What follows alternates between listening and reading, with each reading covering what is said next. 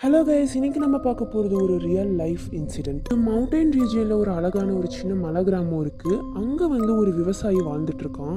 அவனுக்கு கல்யாணம் ஆகலை, குழந்தைங்க இல்லை, எதுவுமே கிடையாது. He is a 30 years man. அப்போ அவனுக்கு அங்கே இருக்க ஒரு சின்ன பொண்ணு மேலே காதல் வருது. She was just a school girl, just a teenager.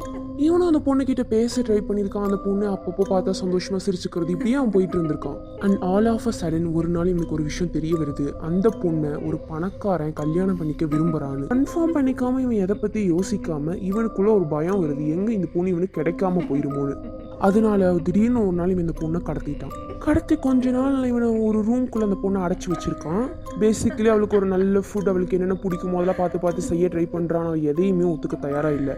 அவள் சொல்கிற ஒரே விஷயம், என்னை விட்டுரு, எனக்கு பயமாக இருக்குது, என்னால் இங்கே இருக்க முடியாது. இதில் கேட்குற இவனுக்கு முதல்ல கேட்கும் போதெல்லாம் பெரிய பிரச்சனையாக தெரியல. நான் போக போக இது இவனுக்குள்ள எரிச்சலை ரொம்ப ஏற்படுத்துது. இது பார்த்ததுக்கு ஊர் மக்களும் இவளோட பேரண்ட்ஸும் மாறி மாறி இவ்வளோ ஒரு பக்கம் தேடிட்டும் இருக்காங்க.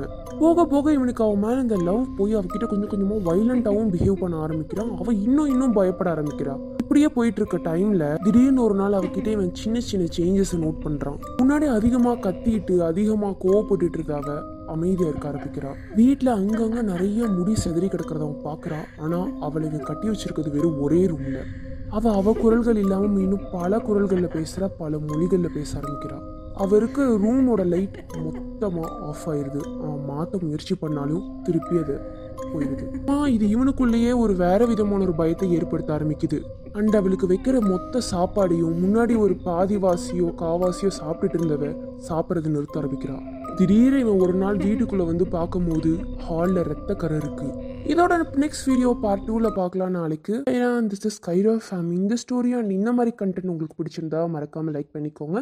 இன்னும் இந்த மாதிரி நிறைய கண்டென்ட்ஸ் பார்க்க சப்ஸ்கிரைப் பண்ணிக்கோங்க.